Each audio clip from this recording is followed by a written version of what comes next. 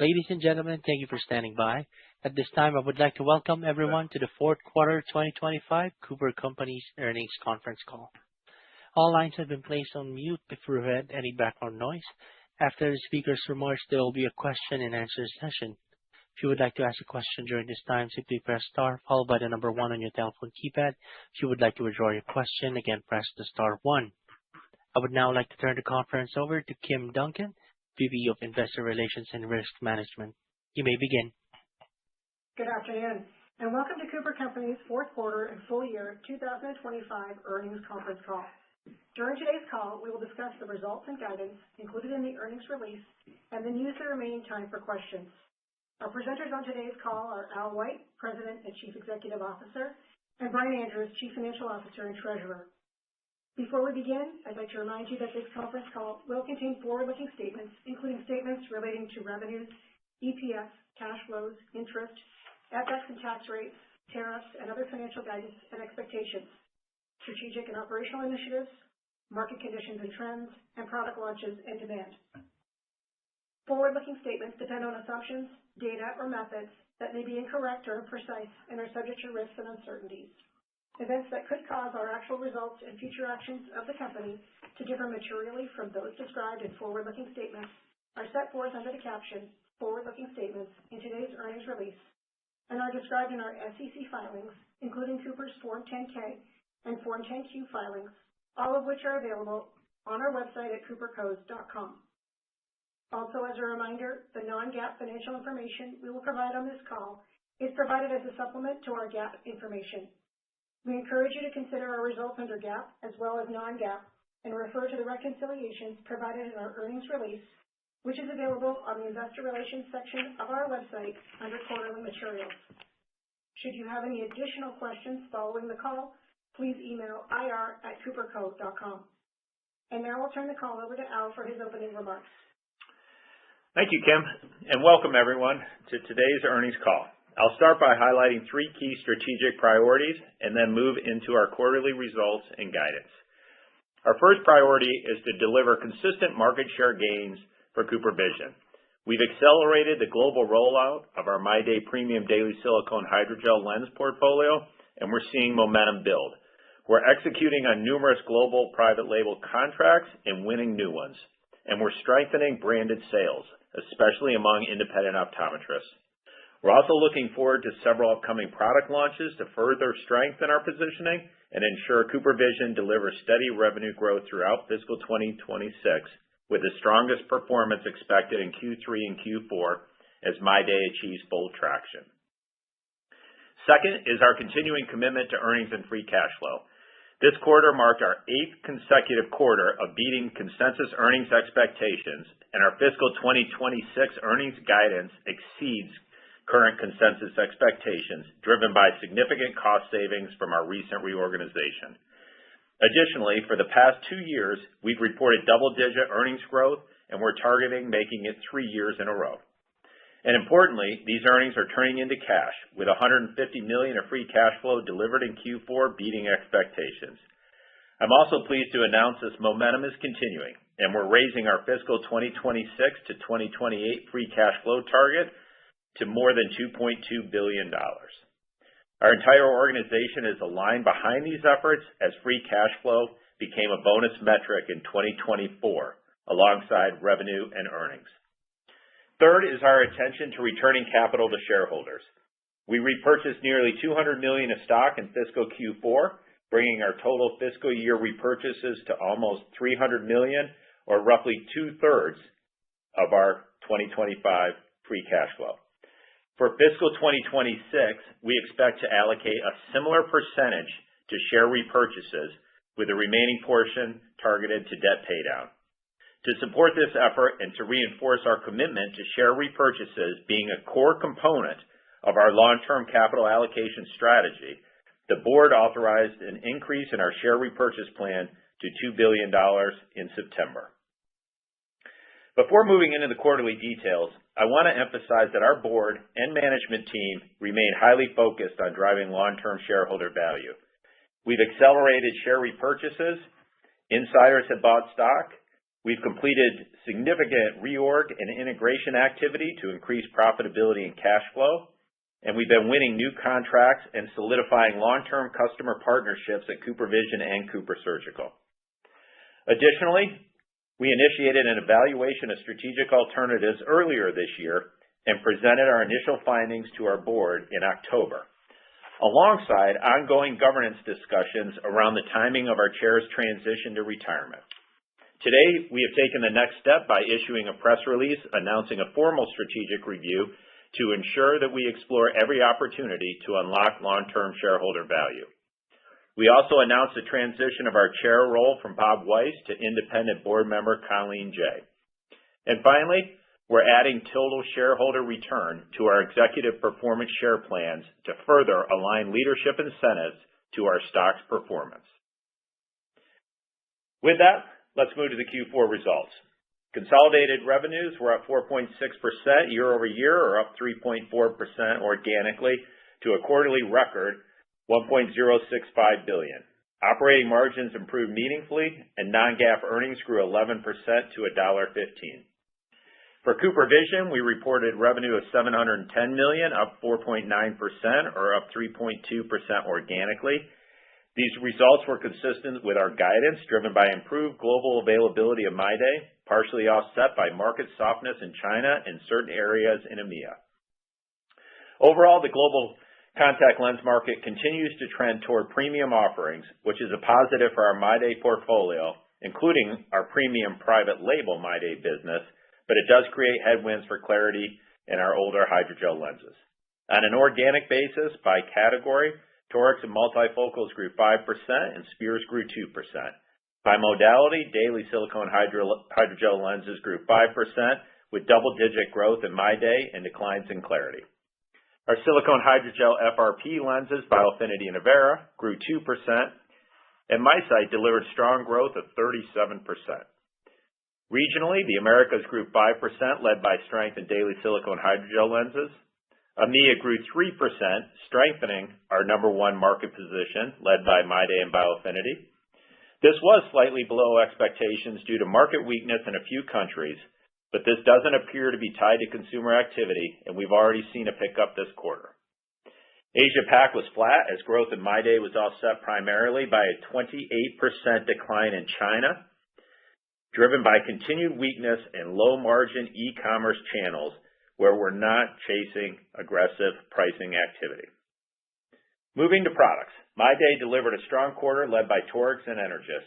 We're continuing to execute on the private label deals we won in Q3, and I'm pleased to report that we won quite a few more contracts in Q4, several of which are in the U.S. and Europe, so you'll see those in the coming months. Momentum is robust, and we're seeing increasing fitting activity with especially strong interest in our premium comfort MyDay Energys lens, featuring our innovative Digital Boost technology, which we expect to launch in Europe in Q2 of this year. From our MyDay multifocal, which continues to roll out in the APAC region, and from our MyDay toric parameter expansion, which is expanding around the world. We'll also be launching MyDay MiSight and MyDay toric multifocal in 2026, and we expect those offerings to be received incredibly well. For clarity, we're progressing with repositioning the product family in Asia-Pac, and we're seeing early positive signs with products such as Clarity's new 3-ad multifocal launch, which delivered double-digit growth in the Americas. Regarding FRPs, Biofinity delivered solid performance in the Americas and EMEA, led by multifocals, Energys, and our innovative made-to-order lenses, but remains soft in Asia-Pac, especially outside of Japan. This was similar to last quarter, with continued weakness in markets such as China. Turning to myopia control, MiSight delivered strong growth of 37%, driven by robust performance in the Americas and another record-setting quarter in EMEA. Our back-to-school campaigns boosted fitting activity, while customer engagement initiatives and new pricing models supported higher purchase volumes. We expect this momentum to continue into fiscal 2026, with the upcoming launches of MiSight in Japan and MyDay MiSight across Europe, both scheduled for fiscal Q2. Private label programs in Europe and other select markets are also proving highly successful, and we expect more deals to be signed this year. With MySite growing 30% in fiscal 2025, reaching $104 million in sales, we expect growth of at least 20 to 25% for fiscal 2026, with further strength in 2027 as product launches gain traction. To conclude on vision, let me share details of our performance relative to the market. This is calendar quarter data, so it's apples to apples with our competitors. In calendar Q3, we grew 5%, in line with the market. And on a year-to-date basis for the 3 calendar quarters of 2025, we've grown 4%, also in line with the market. CooperVision has gained share for 17 straight years, and we remain focused on achieving that goal for an 18th consecutive year in calendar 2025. Turning to CooperSurgical, we delivered quarterly revenue of $356 million, up 4% or up 3.9% organically. This was at the high end of our guidance range, driven by solid execution. Within fertility, revenues were $141 million, up 1%, in line with expectations, given last year's 13% comp. Growth was driven by market share gains in EMEA and strong global genomics performance, partially offset by softness in the U.S. As we enter fiscal 2026, we're optimistic that this will be a stronger year. We're seeing encouraging traction with new RFP wins from some major fertility clinics. We're receiving significant interest in Witness, our automated lab tracking system, and our genomics portfolio is seeing an uptick in momentum following the recent launch of several new tests. For the overall fertility market, consumer spending remains tight, especially in Asia-Pac, and clinics are continuing to manage spending carefully, but we are seeing some early positive signs, including improving cycle activity in the U.S. and growing global clinic interest in new technology. We remain highly optimistic about the long-term outlook for fertility, given the underlying fundamentals supported by the estimate that 1 in 6 people globally are expected to experience infertility at some point in their lives, underscoring the long-term significance and resilience of this market. Moving to office and surgical, sales were $215 million, up 6% and up 6% organically. Paragard grew 16%, following a softer Q3, driven by strong demand for our single-hand inserter upgrade that was launched earlier this year. Medical devices grew 3%, led by double-digit growth in our labor and delivery portfolio, and a 35% increase in our OBP surgical line of innovative single-use lighted cordless surgical retractors. These gains were partially offset by softness in legacy products. Moving to fiscal revenue guidance, for CooperVision, we're guiding fiscal Q1 to 3.5 to 4.5% organic growth as we continue stair-stepping higher with execution around ongoing contract wins. For the full year, we're guiding to 4.5 to 5.5%, assuming the market grows 4 to 5%. Our expectation is that current momentum will result in strong share gains in Q3 and Q4, but we're maintaining conservatism to avoid having guidance be too back-end loaded. For CooperSurgical, we're guiding Q1 to 2 to 3% growth and full year to 4 to 5% growth. Within this, we're forecasting only a modest improvement in fertility, which we're optimistic will prove conservative given some of the recent market trends, along with much easier comps. Before turning the call over to Brian, I want to thank the entire Cooper team for their outstanding execution this quarter. Delivering strong results during a period of significant organizational change reflects our team's commitment to building a more streamlined and efficient company, and it speaks volumes to the company's dedication to excellence. And with that, I'll turn the call over to Brian. Thank you, Al, and good afternoon, everyone. Most of my commentary will be on a non-GAAP basis, so please refer to the earnings release for a reconciliation of GAAP to non-GAAP results. For the fourth fiscal quarter, consolidated revenues were $1.065 billion, up 4.6% and up 3.4% organically. Gross margin declined marginally as expected to 66.2%, driven by tariffs and product mix, partially offset by positive foreign exchange. Operating expenses were flat, reflecting disciplined cost management, and operating income increased a healthy 9% to a 27% margin. Interest expense was $23.7 million, and the effective tax rate was 14.2%. Non-GAAP EPS grew 11% to $1.15, with 198 million average shares outstanding. Free cash flow was strong at $150 million, with CapEx of $98 million. And net debt was $2.4 billion, improving our bank-defined leverage ratio to 1.76 times. Lastly, we repurchased 2.9 million shares for $197.3 million, leaving approximately $1 billion of availability under our $2 billion repurchase plan. Before moving to guidance, let me recap the reorganization and integration work we completed in Q4. We began executing this effort in early Q3 and moved quickly with a clear focus on improving operational efficiency and reducing back-office costs. By leveraging prior IT investments supported by AI capabilities, we integrated key support functions and are unlocking meaningful productivity gains. At the same time, we completed significant acquisition-related integration work.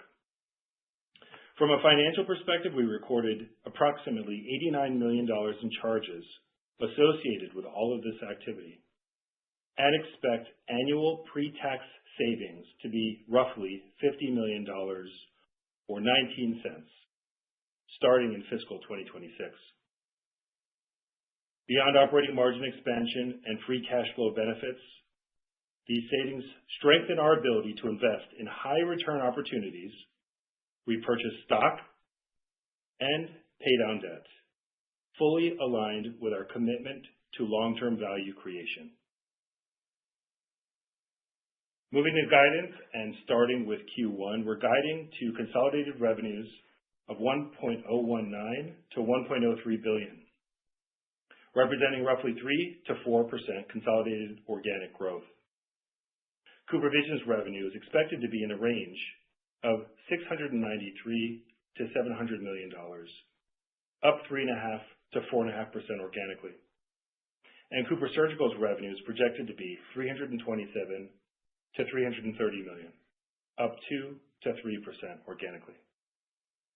For earnings, we're guiding to non-GAAP EPS of $1.02 to $1.04, with improving operating margins from strong operational leverage offset by lower gross margins due to tariffs and mix. Interest expense is expected to be around $24 million, and the effective tax rate to be in the range of 15 to 16%. For the full year fiscal 2026, we're guiding to consolidated revenues of roughly $4.3 to $4.34 billion, reflecting 4.5 to 5.5% organic growth. CooperVision is expected to be in the range of $2.9 to $2.925 billion, up 4.5 to 5.5% organically. And CooperSurgical is expected to be in the range of $1.4 to $1.413 billion, up 4 to 5% organically. For earnings, we're guiding to non-GAAP EPS of $4.45 to $4.60. This assumes another year of strong operating margin improvement driven by operating expense leverage, offset by lower gross margins due to tariffs and mix. Interest expense is expected to be around $85 million, assuming no share repurchases or changes in Fed policy. Note that if the Fed does lower rates next week by a quarter point, interest expense would be reduced by roughly $2 million in fiscal 2026. The effective tax rate is expected to be in a range of 15 to 16%. Free cash flow for fiscal 2026 is expected to improve to $575 to $625 million, driven by stronger operating cash flow from higher profits, working capital improvements, and lower one-time costs. CapEx will also decline on an absolute basis as CooperVision's investment cycle winds down.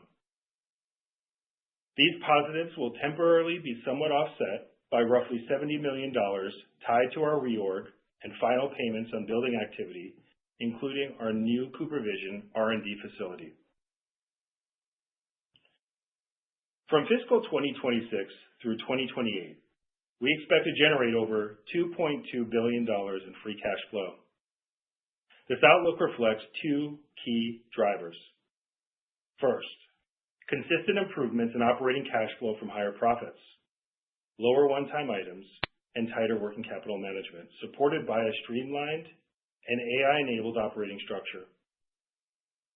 And second, CapEx normalizing in fiscal 2027 to roughly 5% of revenues, covering both maintenance and growth investments.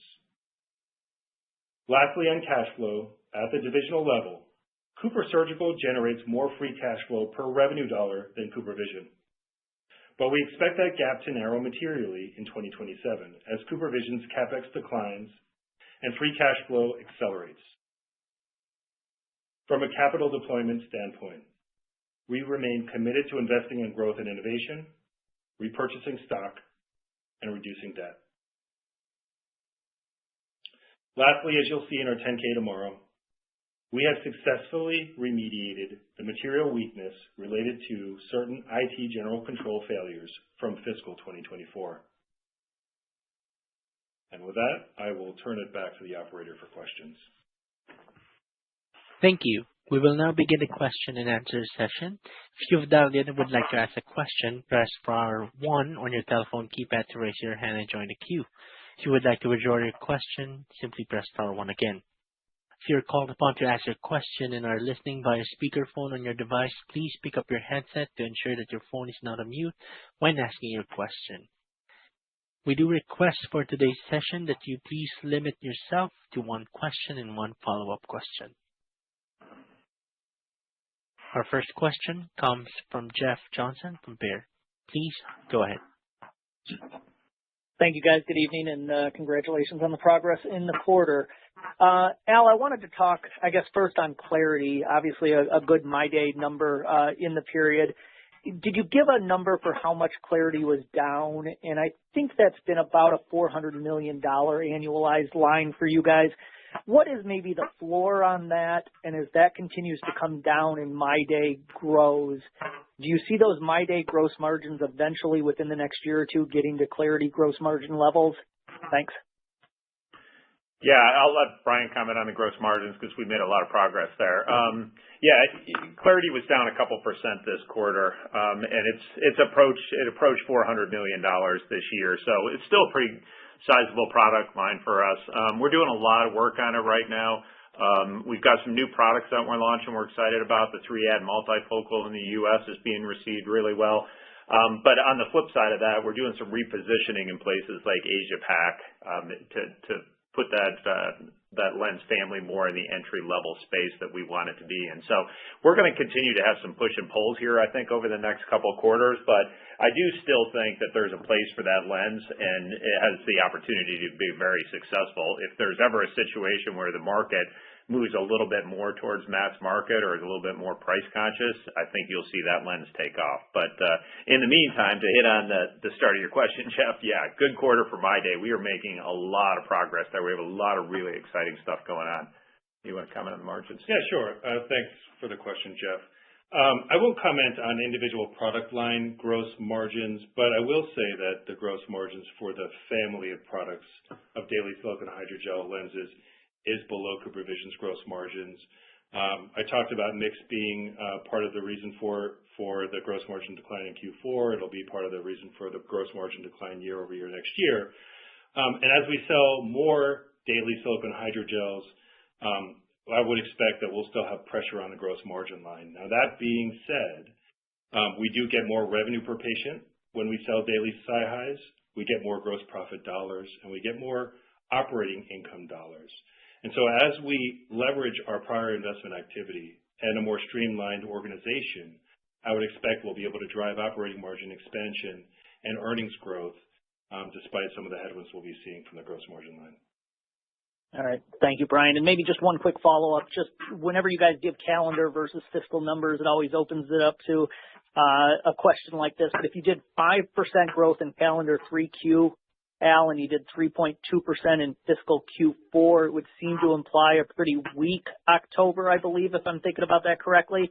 But just tell me why I'm wrong there, or at least kind of help reconcile those two, the 3.2 and the 5% numbers. Thanks.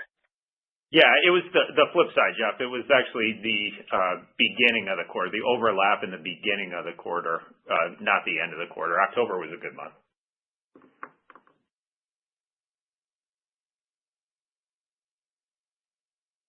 Our next question comes from Lawrence Biegelsen from Wells Fargo. Please go ahead. Hey, good afternoon. Thanks for taking the question. Al, could you please talk about the strategic review?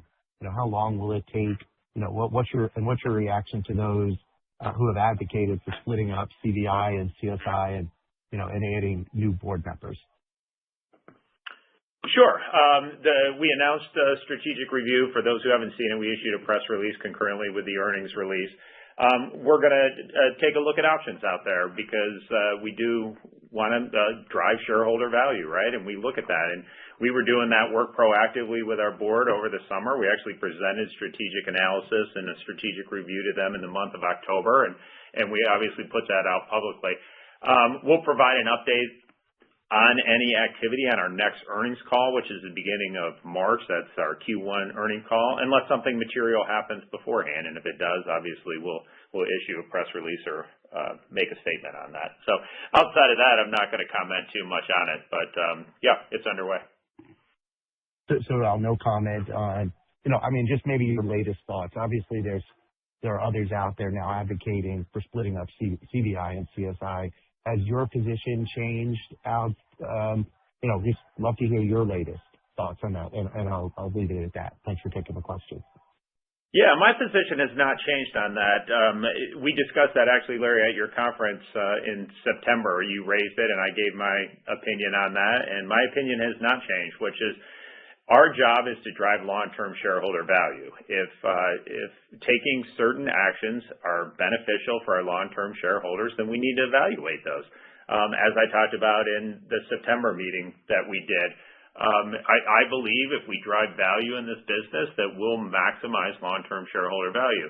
And that's what we're doing. That's what we did with the reorg. That's what we're doing with stock buybacks. That's what we're doing driving cash flow. That's what we're doing in a whole slew of different ways. But we're going to look at the value of this business and do what's best for our long-term shareholders. That's our job as executives of a public company. Our next question comes from John Block from Stifel. Please go ahead. Great. Thanks, guys. Al, I think your contact lens market growth expectations for 2026, I think you said for the market, 4 to 5%. Year to date, the market's 4%. And I don't know, it just seems like industry pricing power is fading a bit. So, just talk, if you don't mind, about sort of the market growth assumption or construct. Like, what's behind that assumption? If we do finish this year 4, even a tad below, what's responsible for market growth acceleration if pricing power is decelerating? And then I'll ask a follow-up. Sure. Yeah, John, I might go the other direction a little bit on that one. We grew, as a market, grew 4% in Q1, calendar Q1, and 4% in calendar Q2. The market grew 5% in calendar Q3, so it actually increased this last quarter. I do think that we're going to be in a 4 to 5% market growth for this year. I'd be really surprised if we're not. From a pricing perspective, I think global pricing for next year will end up being somewhere around that 1% on a true global net basis. So probably pretty similar, frankly, to what it was this year, which leads me to believe we'll probably be somewhere in that 4 to 5% range next year. I do think this quarter, which was 5, was probably a little bit better representation of where the market is. So I'd say 4 to 5, but honestly, I think it'll be closer to 5 next year. Okay, fair enough. And then just to shift gears, I'll take like a different approach in terms of getting the CVI numbers for you guys. rather than from like a product standpoint, just from a geography standpoint. I mean, APAC falling around 0% for fiscal 25. It was up, 7% in 24, and then at some point this thing was growing 13, 14% prior years. So for fiscal 26, is it, sort of like a more of the same argument in Americas and EMEA for the most part, but we just see that APAC claw back a little bit closer to mid-single digits, a function of My Day, but also a function of getting some of these quasi one-timers behind you. Just looking for any direction from a geographic perspective. Yeah, I think you're right, John. At the end of the day, we had some struggles in Asia Pac this year. It was heavily focused on the pure play e-commerce channel. That's where we lost share. I mentioned that China was down 28% in Q4. As you remember, it was down kind of mid-20s in Q1 and Q3. So our China business is quite a bit smaller this year than it was the year before. And again, heavily focused on low margin business. That's the reason that you've seen our revenues come down and be a little bit softer, but you haven't seen the impact on our profit. Now, we clearly do not chase revenues at all costs. We would never do that, and that's a great example of where we don't do it. We're not chasing the market where we're seeing some participants with super aggressive pricing out there. We're maintaining, fiscal responsibility and sensibility around how we operate. What I will say is, as we move into fiscal 26, is these markets like China and the pure play e-commerce and some other markets have become a much smaller percent of our overall business. So we're not going to see the same detriment in 26 that we saw in 25. Our next question comes from Robbie Marcus from JP Morgan. Please go ahead. Hi, this is Lily on for Robbie. Thanks so much for taking the question. The guide is a bit more back-end loaded from a revenue growth perspective. So what gives the confidence in growth stepping up over the course of the year? And what are some of the variables across vision and surgical that we should think about as improving over 2026? Sure. Thanks, Lily. It's a little bit back-end loaded, but it's not that much back-end loaded. I mean, we intentionally did not get overly aggressive on Q3 and Q4 so that we wouldn't have a situation where it was heavily back-end loaded. Even though, frankly, I'm pretty optimistic we're going to have a strong Q3 and Q4 given where My Day is today and the momentum that we're seeing. But to answer your question, it ties to that. It ties to the My Day sales that we have right now, the momentum that we're seeing out there. We won a number of additional private label contracts during Q4. As I mentioned, a number of those are in the U.S. and in Europe. So a number of people on the phone will start seeing some of those as we get into 2026. So I'm excited about what's going on with My Day and the progress that we're making. And that's going to be one of your biggest drivers. It's going to push forward the Cooper Vision business. When it comes to Cooper Surgical, we're forecasting a relatively similar year next year to this year. And that includes kind of being conservative on fertility. I mean, I'm optimistic fertility picks up, and we certainly have easier comps that we're going to report against. It's going to help us a little bit, but we want to stay a little conservative on fertility also and consumer spending. When I think about Cooper Surgical, remember that we launched the single-hand inserter for Paragard at the beginning of last year, so we had a really strong Q1. That's the reason that we're guiding a little bit softer here for Q1. Having said that, Paragard just had a really strong Q4 and finish to the year, so we'll see how that plays out because, frankly, guidance for Cooper Surgical assumes flat to low single-digit growth in Paragard, and we did quite a bit better than that this year.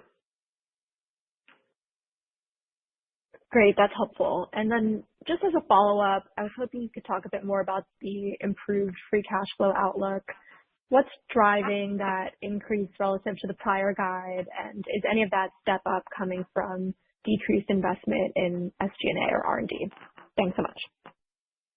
Sure. Yeah, the way to think about free cash flow is it is not back-end loaded. It's just consistent performance, consistent execution. I mean, we'll step up nicely this year by continuing to do exactly what we've been doing. I mean, we just posted the $150 million in Q4, which was strong, and we're going to continue to post strong quarters here by delivering earnings growth, by doing some of the working capital management that Brian mentioned. And then as we move into next year, you're going to see Cooper Vision's CapEx come down. Our maintenance and growth CapEx is about 5% of revenues. It's somewhere in that range, right? And we've been running upper single digits. So you're going to see that come down as we make final payments on our My Day lines this year. And then we're also completing some relatively significant business activity. And the last thing we really have this year is our new CooperVision R&D facility going up. So as those roll off and you continue to see profits grow, 2027 is going to be a nice free cash flow year. And then I think it's just more consistency the next year. So we're saying over $2.2 billion now. Frankly, we feel pretty good about that number, the over on the 2.2 billion side of it. Our next question comes from Jason Bednar from Piper Sandler. Please go ahead. Hey, good afternoon, guys. Wanted to start first with, I think I heard you right. There aren't any repurchases assumed in earnings guidance for fiscal 26, but I saw you referenced in the supplementary PR today that you're allocating free cash entirely to repurchases. So just how to reconcile that. Is that just conservatism, or do I have something incorrect there? Yeah, so we spent about 2/3 of our cash flow this past year on share repurchases, and we're targeting spending about 2/3 of our free cash flow on share repurchases in 26. That will be EPS accretive. We did not include that in the guidance range. Okay. All right. Got it. And then as a follow-up, Al, good to see the TSR addition to the comp plans. I think a lot of us will be happy to see that. I did want to ask just if you could discuss how you landed on Colleen as the next chairman for the business. I know it's maybe a bit of a hot button issue right now, just given some of the items out there in the public domain. But if you could just discuss, why that was the right move for the board in the context of other options, whether currently on the board or not on the board. Thank you. Sure. We've been having conversations over the last year with Bob, and driven by Bob. I mean, Bob's a great guy, right? He has a ton of value. But he's gotten to the point where he's saying, hey, I want to go into full retirement, and it's that time for me. So we were talking about it in the context of transitioning the chair leadership over and how that should happen and when that should happen, and this was the right time to do that. Colleen has been with us for a number of years. She's fantastic. She's super smart. She was a top executive over at Procter & Gamble. She's got global experience. She's got branding experience. She brings a lot to the table, and she just does a really nice job. And she, as I said, she adds a lot of value across the board, which is great. She was the one who probably 6 months ago brought up the TSR and said, hey, we need to roll the TSR into here and look at shareholder returns and make sure we're aligning executive comp even closer to the stock's performance. And she brought that together with our consultants and so forth and put a plan together. And yeah, as I mentioned, we're going to be rolling that in. So I think she's the perfect person to step in as the chair. And Bob's plan is to continue to work with her and transition the role over to her to ensure it's a really smooth process. Our next question comes from Travis Steed from Bank of America. Please go ahead. Hey, everybody. Just curious on, with the strategic review, your willingness to take short-term dilution to create longer-term value, and how you kind of balance the short-term with the long-term, and also how you think about consolidation in the contact lens space. So there's potential synergies there or antitrust risk with actions like that. Well, I think that, you're always going to have some of those questions around short-term investments and short-term activity and the impact on the long-term. Be it across the board, right? Product launches or product development or any number of moves that you can potentially make. So I think the important thing is what we said, which is, hey, we've done some work on a strategic review here, and people have asked the question about what does that mean and what actions can you take and so forth. And what I want to be clear about, and that we issued the press release is we've done a bunch of work on that. We're rolling up our sleeves to do more work on that, and we're taking a serious look at all the different alternatives that are out there, be it a number of things, frankly, that we put in that press release. So I'm not going to go into all the details behind that, other than to say we are rolling up our sleeves. We're working with our advisors. We're looking at the different alternatives that are out there, and we want to ensure that we're driving long-term shareholder value, and that's our heavy focus. Okay, that's fair. And then gross margins down in 26. Just trying to understand exactly how you're getting operating margin leverage. Is SG&A not growing in 26 and how much you're going to be cutting in the business? Well, sure. I mean, I think when you look at it, you can just plug the numbers in, and you can see that OpEx itself, or SG&A, if you will, is not going to grow very much because that's where we're set right now. So this is not additional cuts. This isn't like we need to go do things. We had this reorg activity planned out a while ago, and we completed it aggressively. And I think the team here did a fantastic job doing it aggressively and getting it done. And you can see that in the SG&A or in the OpEx, if you will, in our Q4 as reported results. And you should assume to continue to see that level of excellence in terms of spending, supporting the top line, and driving leverage on a go-forward basis.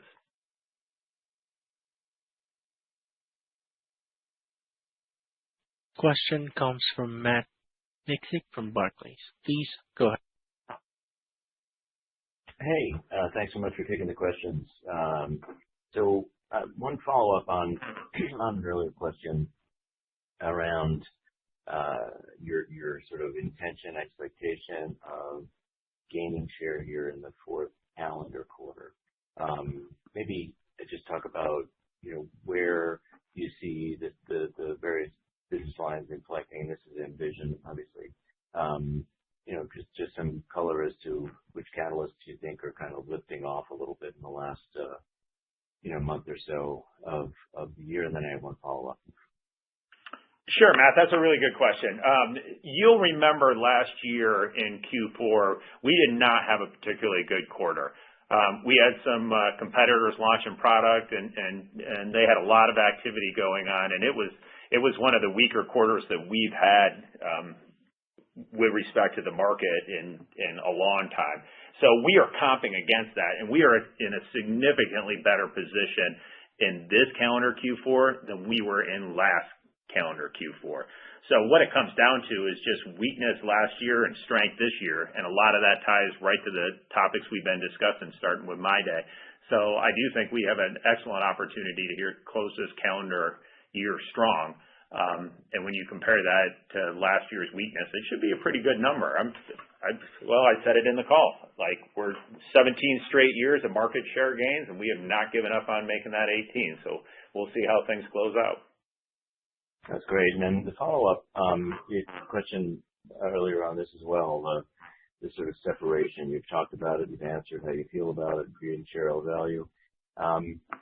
Given that it's been sort of, it feels like it, these reporting lines and operating wise feels like it has been, running separately or independently in many ways, and some might say ready to separate for some time.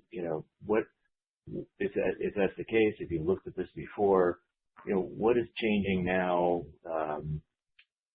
Given sort of the new board involvement and new investor involvement, that you think could make this possible now from a tax basis? Is it get the restructuring done and it's a tuned up, upgraded, portfolio that we think will get more interest? What would you say?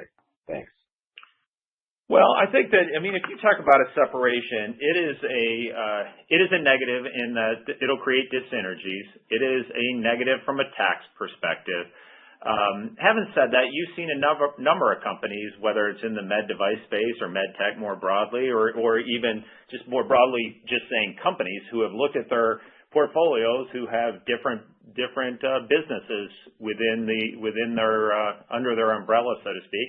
And they've looked at different ways to say, hey, I want to try to unlock value, and I'm going to spin off my diabetes business, or I'm going to spin this off, or I'm going to spin that off, or I'm going to look at different strategic alternatives. I think that's good hygiene. I think that's important to do, and now is an appropriate time for us to do that. We made a ton of progress at CooperVision to position ourselves here to really get growing again and taking market share. And we made a ton of progress in CooperSurgical with our fertility business, and we're going to do great in fertility. So I think when you look at the businesses right now, it's just fair to ask the question, which is, are there strategic moves that we can make that unlock shareholder value? And that's one of them. And I think it's important for us to roll up our sleeves and evaluate that, and that's what we're committed to do.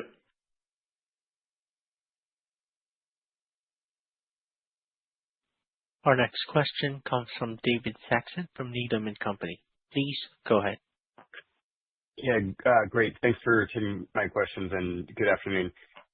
Maybe I'll start with CSI, just on Paragard. Al, I think you said flat to up low single digits for fiscal 26. It looks like the competitive IUD is going to launch in the first half of calendar 26. Is there anything embedded in that Paragard expectation as it relates to that launch?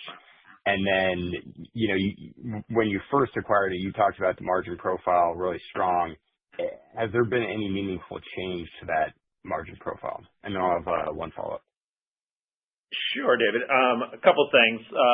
Yeah, there is the competitor product that was approved. I have no idea if it's going to launch or when it's going to launch or anything else about it.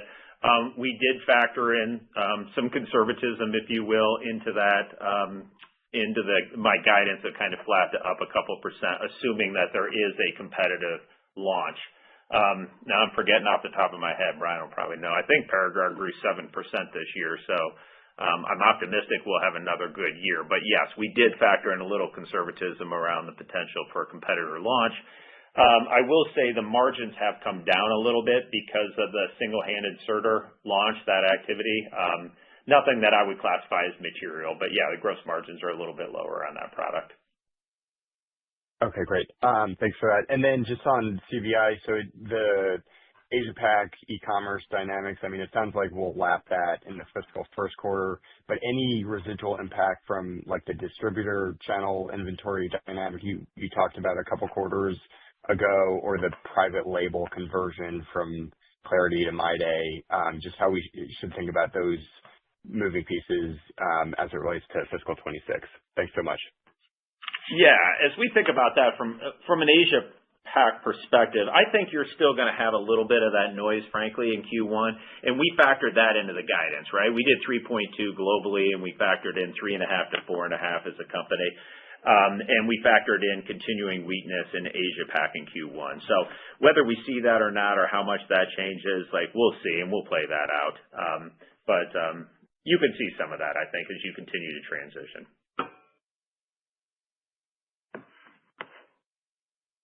Our next question comes from Young Lee from Jefferies. Please go ahead. All right, great. Thanks for taking the question. I guess to start, maybe a question about the pipeline. I did hear that you're launching some new products that can contribute to growth, but some of your competitors have been talking more and more about next generation contact lenses and materials. Was wondering if you can comment sort of where you are with your program. Sure. We have some great stuff going on in R&D. A couple of things that I'm not going to get into, but that I'm super excited about. We have some launches going on right now that I talked about. We have some stuff like MyDay, MySight. I mean, that is like market leading innovation. First of all, we're the only contact lens company with an FDA approved product for myopia control in MySight, and now we're launching MySight on a silicone hydrogel platform with one of the leading brands out there in MyDay. I mean, you can't get much more exciting and innovative than that, and that's coming here in Q2. And we've got some other really cool innovation and stuff, including some material work and so forth that we're doing internally. So I'm not going to start touting that right now. It's not the time to do that, but suffice it to say we have some good exciting stuff going on ourselves, and we have some product launch activity that's pretty exciting right in front of us. Okay, great. Thanks for that. So I guess the follow-up question just on the fertility business. Can you maybe go a little bit more into detail on the assumptions for growth next year? Talking about the geographic variances between the U.S. and as well as impact from consumers. Sure. Yeah, I mean, at the end of the day, it's going to be interesting to see what happens with fertility. I happen to believe that fertility by the end of the year will end up growing mid-single digits, and I think we'll grow a little bit faster than that. I think some of that's going to come because of the easier comps. Some of that's going to become because consumers just levels off in Asia Pac where it's been weaker. Some of that's going to come because you have some pretty cool technology upgrades that are working their way through the system right now, including by us. And you're going to see some fertility clinics upgrading. Having said that, that is not what we factored into our guidance for this year. We factored in a more conservative expectation around fertility because I just don't want to get ahead of ourselves there. So when we look at it from a guidance perspective, it's kind of market more in the low single digits and us growing more in the mid single digits.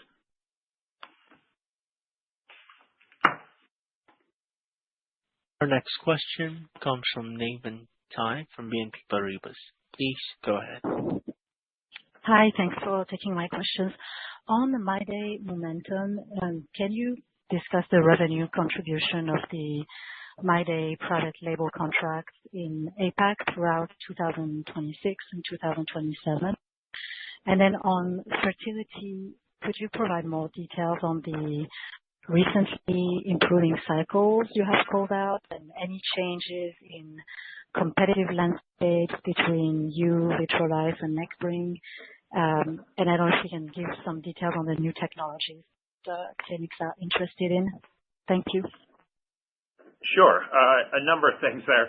I'll answer your last one first because some of the new technology you may have just seen, or if anyone follows it at ASRM, which is the big fertility conference here in the U.S., we just launched 3 new genomics tests that are being received incredibly well.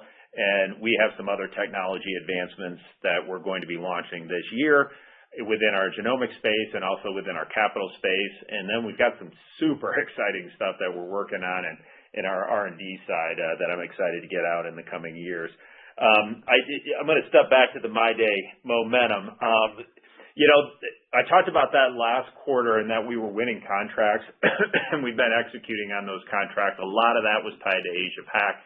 As I mentioned, we're now seeing contract wins in EMEA and in the U.S., and you're going to see that momentum build as we move into Q3 and Q4. So that's a process that's going to happen. That's why I talk about the stair-step improvements, because we have to manufacture the product, we have to label it and package it, we have to get it over into the hands of the retailer, the key account, whomever it is that's selling that product, and we have to get it launched. So it does take a little bit of time.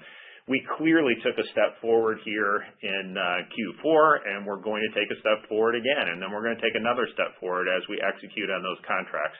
This is not the first time we've done it. I've seen this many times over the years here at CooperVision, and it's going to happen again this time. So I won't give you specific numbers on that, but I will just say that as you win those contracts and as you execute on those contracts, just over the quarters, you start picking up energy on that. And we see that momentum right now picking up from a fitting activity, and that's the key. The first step is get product in people's hands, get the fitting activity increasing and so forth, and it transfers over to the sales, and you see that momentum building, and that's what we're seeing, and that's what I'm referencing. So I won't give you specific numbers on that, but hopefully it gives you enough color to kind of to get comfortable with it.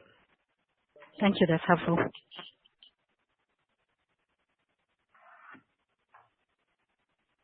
Our next question comes from Joanne Wuensch from Citi. Please go ahead. Hi, this is Anthony on for Joanne. Thanks for taking the question. Could you just talk about your expectations for MiSight and the myopia management portfolio for fiscal 26? Thank you. For MiSight for fiscal 26, sure. We closed the year out well, right?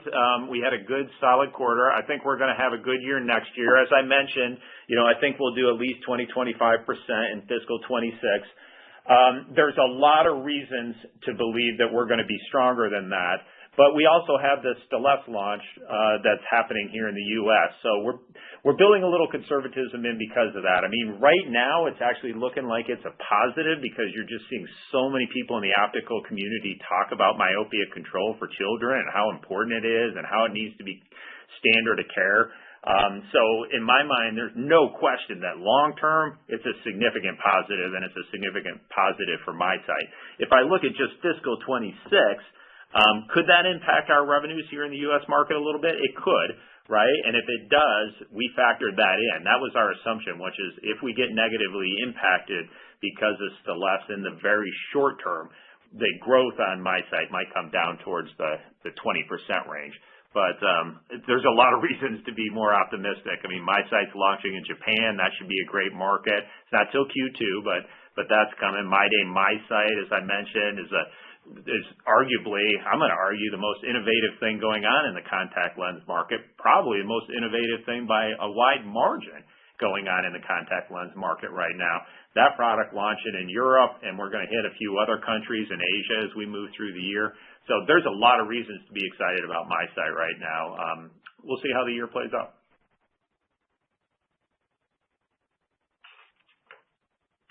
Next question comes from Brett Fishman from KeyBanc Capital Markets.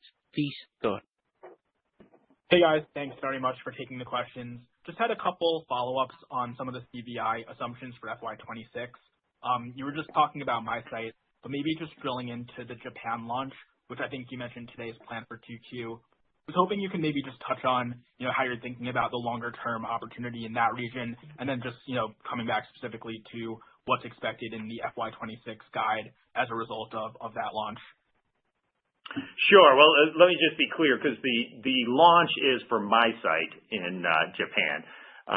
We obviously have MyDay there now, although to be fair, it's pretty new, and a lot of the contracts are pretty new. So let me just bifurcate that quickly, right? Because I think that MySight itself going into Japan for the very first time should be very successful. That's an ophthalmologist market.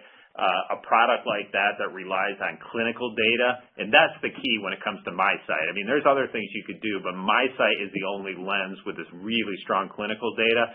That'll go over really well in a country like Japan. So although it's a Q2 launch, it'll gain traction as we move through the year, and I would envision that's going to be a really successful product towards the end of 26 and into 27.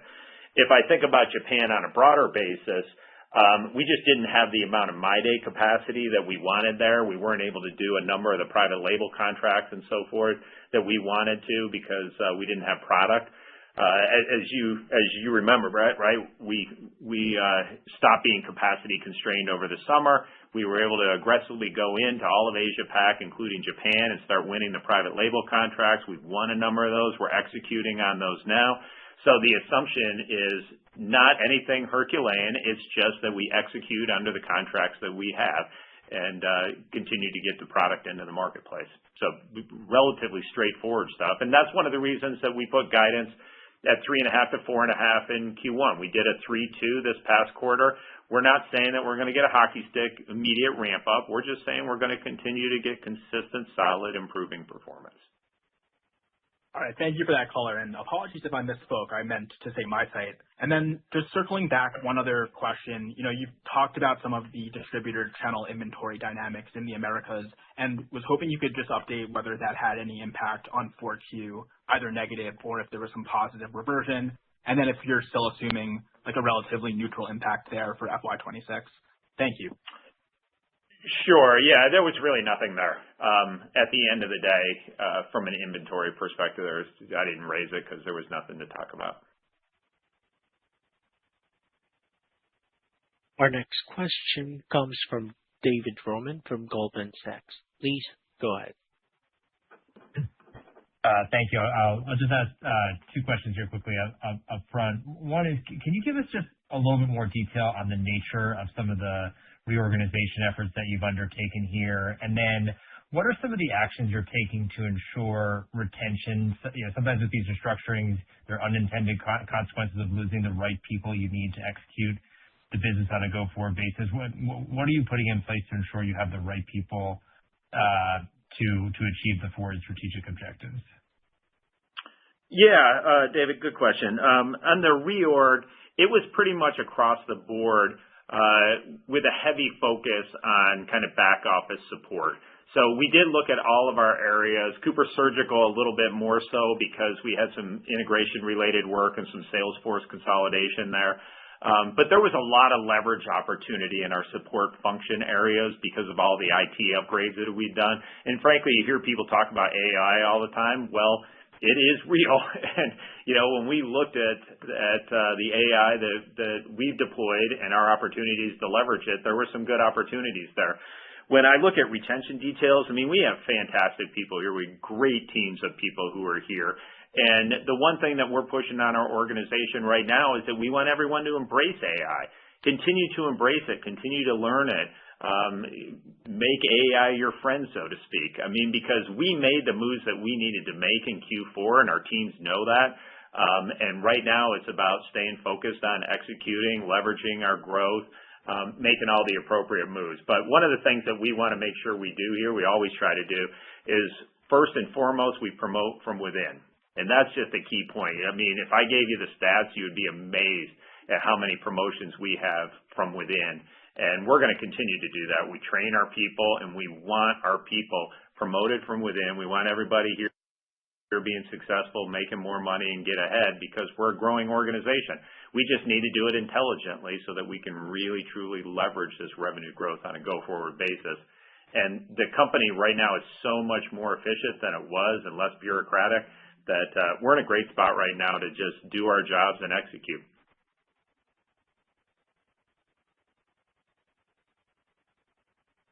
Our next question comes from Anthony Petrone from Mizuho Group. Please go ahead. Thanks. And maybe one on CVI, one on strategic review. Just on CVI, Al, maybe a little bit on the private label business, how that trended in the fiscal year. Were there bigger, opportunities out there that you either gained or lost? How is that going to set up for 26 as well, just thinking of the private label trend? And then on strategic, maybe just a recap on historically, what are the synergies of having CSI and CVI under one umbrella? And then over the years, have you noticed any dyssynergies? In other words, has capital allocation between those two businesses, has that, been an issue that could be resolved if they were two separate entities? Thanks again. Sure. On the private label trends, I would probably point to the new private label contracts that we've won in the U.S. and in Europe. There's some exciting stuff there. I'm not going to go too far into it, but you'll see some of it because it'll be hitting and making itself public in maybe even January, but February, March timeframe. So I think that's going to set us up well for Q3 and Q4 this year to be good quarters for us. So I like the momentum that we have in Asia Pac in some different areas, but I'm probably equally excited about some of the newer contracts that we've won and that we'll be rolling out. On the strategic synergies, I would say from a capital perspective, we have always invested in CooperVision first and foremost. That's our main driver. We put our dollars there. You've seen that over the years in terms of new manufacturing lines and distribution center upgrades and IT upgrades and so forth. We've also done a number of deals, as you know, at Cooper Surgical as we built that business out. But the last one we did was over a year ago. We did a little tuck-in in August of last year. So it's been a little while there. We've got a great business there, right? Holly has pulled everything together and has a really much more efficient business today than it was a year or so ago. And because of that, we've been able to do that work and reallocate our capital, if you will, to share repurchases. And we're going to continue to focus in that area. So I would say that there's been no negative at all from a capital allocation perspective. The synergies that we have are back office synergies largely. And I talked about that and how we're just doing all that stuff more intelligently, but it's still back office type synergies. Those businesses still, to a great degree, run separately. That concludes the question and answer session. We'd now like to turn the call back over to Al White for closing remarks. Great. Thank you, operator, and thank you, everyone. As you could tell, we had an incredible amount of work that was completed in this last quarter. And I'm excited that we were able to get on the phone with everyone today and go through those details and present it. And we look forward to speaking with everyone over the coming weeks. Thank you. Thank you for your time. This concludes today's conference call. You may now disconnect.